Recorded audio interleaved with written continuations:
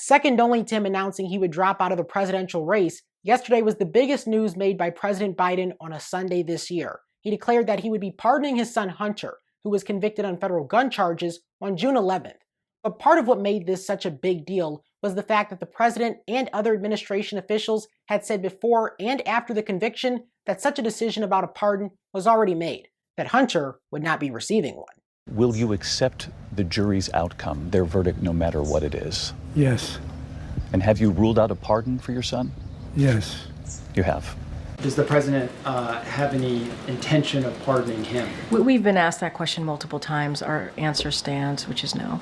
The president said in his statement announcing the reversal that, quote, those who were late paying their taxes because of serious addictions but paid them back subsequently with interest and penalties are typically given non-criminal resolutions. It is clear that Hunter was treated differently, end quote. He goes on to say, defending the pardon, there has been an effort to break Hunter, who has been 5.5 years sober, even in the face of unrelenting attacks and selective prosecution. In trying to break Hunter, they've tried to break me, and there's no reason to believe it will stop here. Enough is enough, end quote.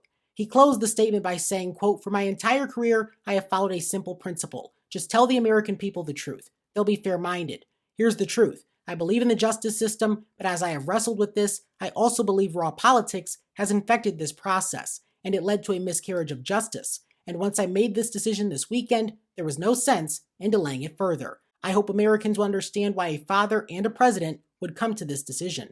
The statement shares a similar tone to that used by Biden's biggest critic, President-elect Trump, who often accuses the justice system of playing politics, sowing doubt on the judicial process. Though Biden didn't go as far as to delegitimize the system entirely, it's clear he didn't concur with the jury, and of course went on to override the decision.